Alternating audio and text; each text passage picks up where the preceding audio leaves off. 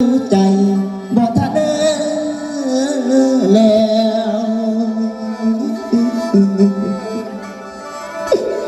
โอ้ยได้อยู่ใจ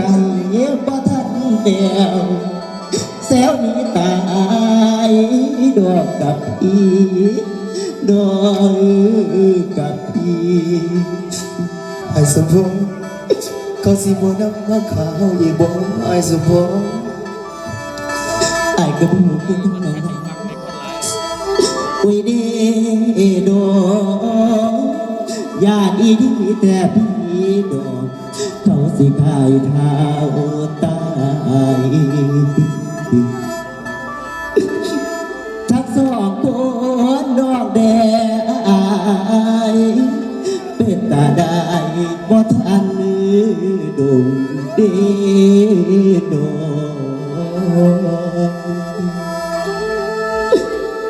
พบอยู่ในกลางดงบ่สิไปบ่มี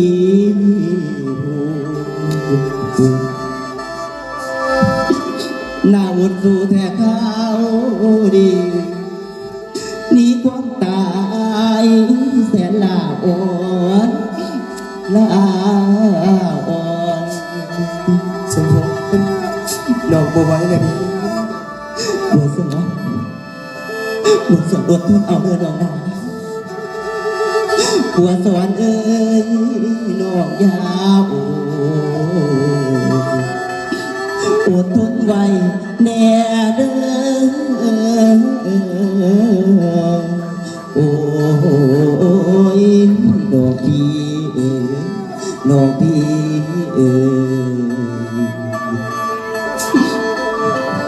บัวสอนอย่างนั้นตอนนี้จะหัวใจเดี๋ยวบัวสอนลงทางไปเดี๋ยวนี้น้องไอ้สมพงษ์ฟังของพ่อแม่ต้องย้ำไปบ่ไหวอีกแล้วเขาดังแต่บ่ได้ยินอาจจะเมื่อยคือกันน้องไอ้บ้าน้องพาบอกพักบอกเศร้าไปดังน้องหาไอ้บ้าน้องพากันนอนเศร้าที่แห้งดูนี่เลยนอนน้องด่าเนาะไปยังเสียวยังเสียวไอ้เด้อเสียวเด้อขึ้นตกโพตกปลาไอ้หาแย่ไข่มดแดงขึ้นลักทีลักหาไปหาใส่หนีเขาแดงอย่างมาเด้อเสียวเด้อป่าไม่เห็นเรื่องแกงกวางไม่เสียวอย่างผู้เดียวกูมาอย่างคือกันได้เสียวไปยังเสียวยังโอ้ยกูฝันสิได้เมื่อคืนนี่เสียวมึงฝันมาจากไหนเสียวฝันเมื่อคืนนี่ว่าไปขอบักเผาเพิ่นก็ผ่าเพิ่นแต่เด็กสิออกยังหรอกไปขอบักเผาขึ้นก็ขึ้นบ่ได้ก็ได้เอาใหม่มาแมนจึงได้เป็นเสียวแมนไปกูบอกว่าสิให้มึงครับโอ้ยเป็นอีหยังล่ะบัดนี้อีเหงื่อตกเข้าตามึงบักเผากระโลนมาบัดนี้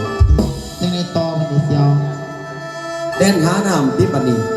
พระเอาขี้เหงื่อหอกน้ำกับบ่มีกูก็ได้พาบักเผาล้างหน้ามึงเลยมึงหลังกูก่อนตายเดี๋ยวต้องเสียวเนาะต้องมึงอย่าสิฟันเจอในฟันเป็นเสียวยังเสียวยังก็ได้ยอมจะบักลอยในไลน์อีเมลเมื่อนี้กูทนเก็บบักใหม่บักต่อก็สิได้เห็นบุญนั่นเมียสุขสีไป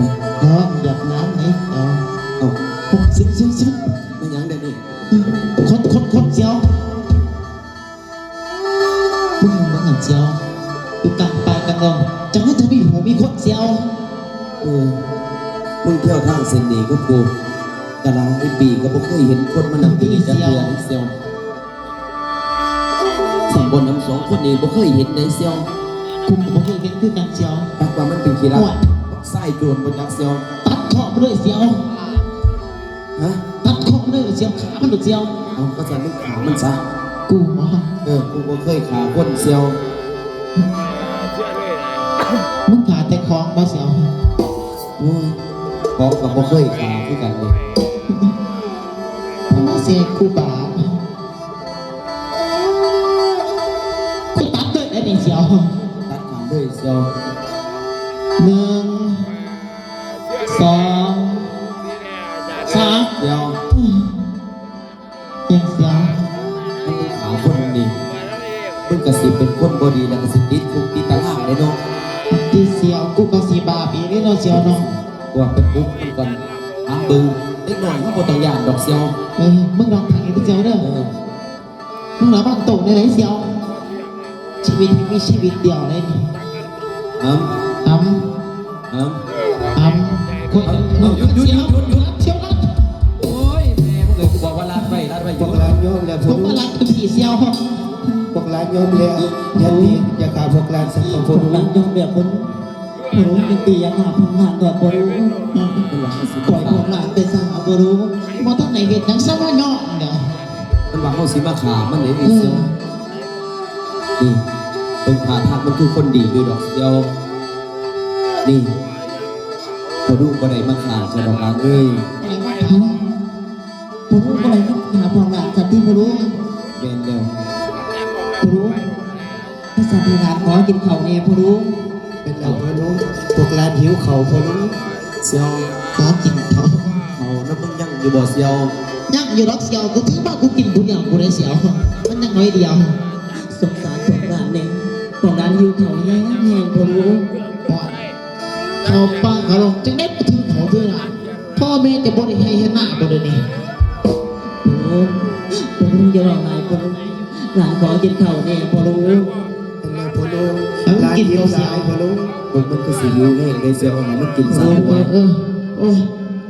เจ็บมากๆอย่างมาหน้ากูน่าพวกเล็กหน่อยพวกนี่พวกไว้ว่าท่านตรงจังสิบ่ตาคุกเอาครับสีแตก เป่ากินเป่ากิน ทักจมทักยอมในเรื่องของเพิ่นนั่นเด้อ มันก็สิอยู่แห้งได้ดิเสียว กินกับเบิ่งหน้าเบิ่งหนังจักข้าวมันคงโตในได้กันกินก็ได้ อะไรกินเข่าแล้วทั้งมีตายเนี่ยน้องหลาน ที่มันกินไปเนาะบักเรื่องเหลืองหั่นนะ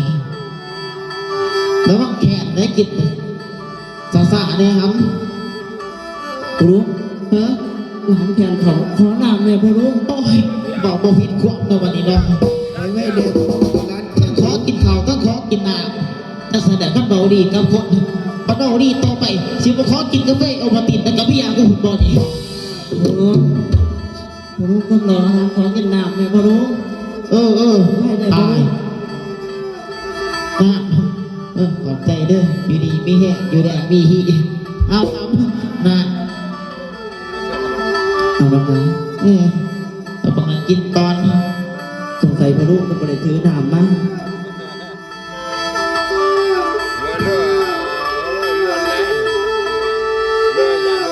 เดี๋ยวคุยเลย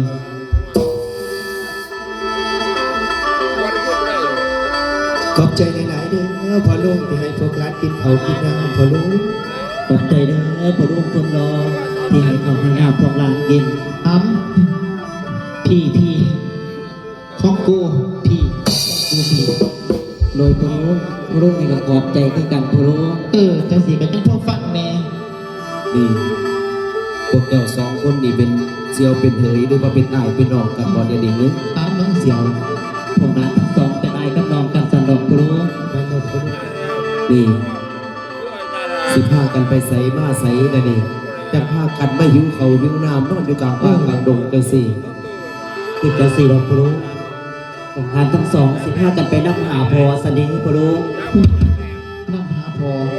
น้ำหาพอตัวนี้จะมานั่งอยู่กลางป่ากลางดงบัดนี้เสียว ตามมันหลังจังหวังถามมันเบิ่งเสียว อ้ำ โดยพอรู้ พวกเจ้าสองคนมานั่งหาพอแม่นบ่ แมนเดียวพอรู้ เดี๋ยวพอเขาพวกเจ้าซื้อมาจากไหนบัดนี้ พอของหลานมีชื่อว่าพอผู้ทอนสันดีพอรู้ เซ็ตตกมึงเอ้ยผู้ทอดเผ็ดทิมเผ็ดทุ่มในดูกเต่ามาผู้ทอดก็คงจะเห็นหาคนนี้ มันว่าจังไดเสียว มึงมาพอมันซื้อผู้ทอดเสียว สู่ผู้ทอด ซื้อก็มึงได้หรอเสียวหรอ กูก็ว่าอยู่เด้อเสียวสมาซื้อคือการแท้ คือ แต่ เสียว ถามมันเด็กมันเมย์มันซื้อจังไดเสียว ครับบัดแม่จะได้ซื้อจากไหนบัดนี้ครับ เมย์ของหลานมีชื่อว่าเมย์จวนวันนี้สันดอกพอรู้ เอามา ไม่อีกเบิ้งครับ พอรู้หูหนวกบ่พอรู้แม่ของหลานมีชื่อว่าเมจอนบัดนี้สนอกพอรู้ จอนมานี่โอ้ยอาแหลกกลางมึงเลยจะมาตั้งใจกูเถอะเด้จอนมานี่นี่เสียว มันเป็นเซียว เสียวมันมาแม่มันซื้อแม่จอนมานี่อีกได้หันเสียวโอ้พ่อจอนมานี่ฉันว่าสิไก่เคียงกันเถอะเราะเสียว พอรู้พอสิรู้จักบ่พอรู้ แม่นเด้อพอรู้นี่ซึ่ง อันนี้เสียว มินตายเฮงเพิ่นดีเจ้าสองคนได้เสื้อผ้ากันไปนำหาพอสับเดี๋ยวนี้ โดย แม่นเด้อพอรู้นี่พอต่อสู้มาจังไดหันพอรู้หลานเองที่สิมาส่งพรกับบ่สอนสนอกพอรู้ สมพรบัวสอน แม่นเด้อพอรู้นี่ เปียต่อสู้มาจังไหนเดี๋ยวนี้ พอของหลานมีชื่อว่าพอผู้ทอดเสด็จพระรู้ พอผู้ทอน แดนแดวพระรู้ เป็นเรื่องเล่ามันเป็นจังไหนเดี๋ยวนี้เจ้าสองคนเจ้าจะพากันมานำหาพอจัง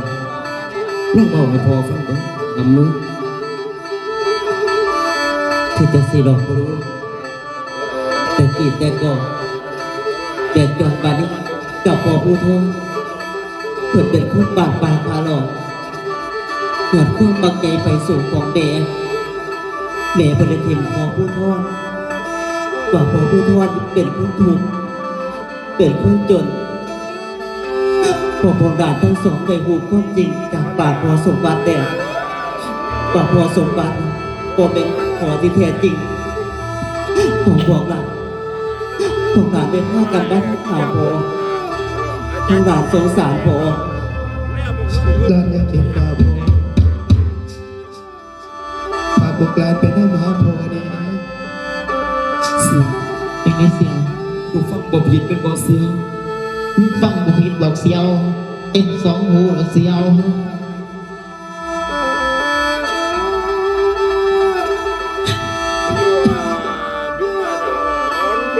พอรู้พอรู้เป็นอย่างคือให้พอรู้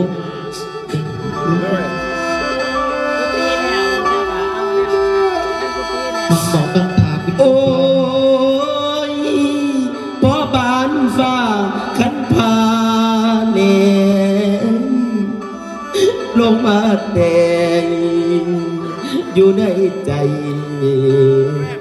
คำแพง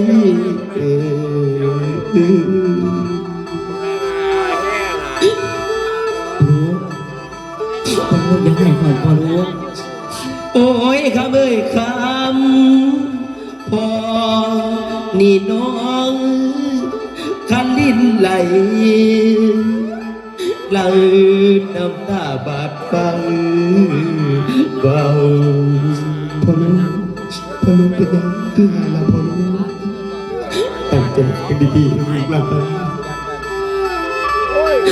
แพ้เอ้ยแพ้นี่คือบิดาเจ้าผู้พอที่เจ้าว่าที่เจ้าว่าผู้ลุงบอกความจริงบอกผู้ลุงผู้ลุงบริตัวของหลานบอกผู้ลุง พอรู้บริตัวพวกหลานทั้งสองหรือพอรู้พ่อดีนะ คือพอผู้ต้นตีเจ้าต้องขา ดูดา พอพอลูกจะดีใจแต่พอโอ้ยดูพอ10 กว่าปีผ่านมาพอบอกเคยขันเนื้อใบว่าทางไทยสิโปเอ็นโดยพอและความดีใจพออยากเต้น ลูกก็ดีใจด้วยกันพ่อ แกเอ้ยแพ้ความดีใจพอ อยากเป็นยามเห็นอ่อนมานำตาได้คำ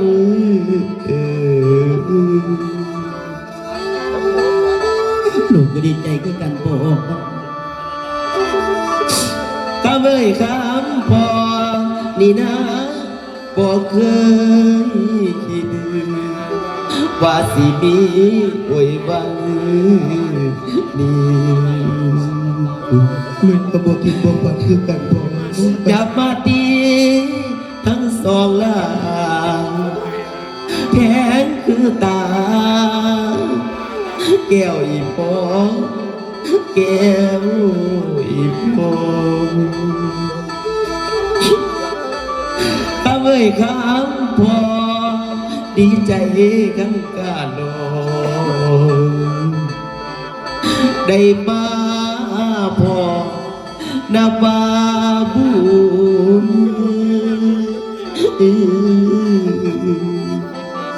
โอ้โอ้ลูกพ่อลูกพ่อเอ้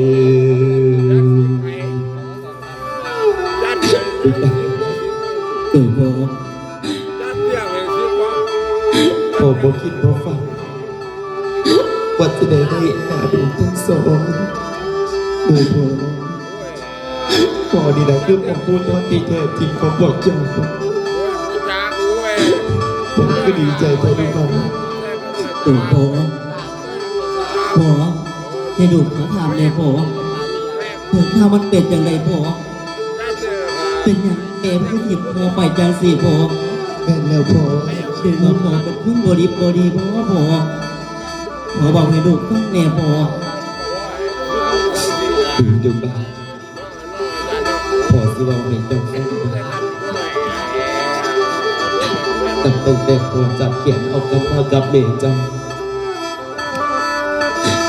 พอบ่เคยเห็นในเมย์เจ้าเสียใจเมย์แต่โดยดีแต่สิ่งที่พ่อหาให้เมย์เจ้าบ่ได้นั่นก็คือเงินลูกนะ พ่อ เมย์เจ้าสักทองยอดควบจุกควบจุดของพ่อ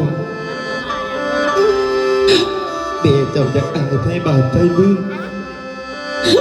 ที่มีผัวถูกคือผัวคนดีเมย์เจ้าได้ได้ทิมพ่อไปทั้งผู้บ่าวสนิทลูกหลานแต่พ่อไม่เห็นเจ้าสองคนได้ด้วยพ่ออยากถามลูกทั้งสองสิว่าอยากเอ่ยมูบ่อยากอ่านให้บาปก็ดูที่นี่พ่อถูกคือพ่อคนดีแต่เสียงหับพ่อได้อยู่พ่อดูหลาน พ่อถึงพ่อจะเป็นผู้ทุกข์เป็นผู้จนลูกก็ยังหาพ่อคือเก่าเลยพ่อ แม่นแล้วพ่อ ลูกบ่รังเกียจพ่อหรอกพ่อ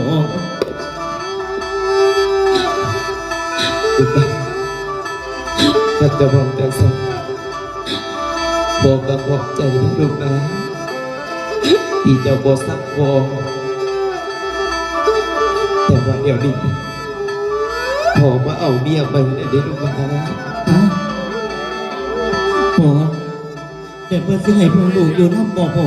แม่นแล้วพ่อเรียกมาน้องพ่อเขาสิหาลูกทั้งสองบ่พ่อ ดีคนอื่นนะเขาสิหักหรือสิซักพอโบหูเดบแต่พอมาเห็นเจ้าสองคนจังสี่พอสิเบิกแย่งเจ้าให้ดีที่สุดสับพอคนหนึ่งสิเบิกได้ดูไปพอสิบทิมบ่ฟ้าพอสิบทิมบ่ฟ้าเจ้าไปซะพอสิเบิกแย่งเจ้าเองดูไป พ่อ พ่อ พอสิพาเจ้าไปหาเบเจ้าดูไปไปซื้อเสียผ้าดาบไปใบงามๆเบิ่งว่าดูกันไหมไปเดี๋ยวเตยให้เด้อผู้บ่าวเด้อ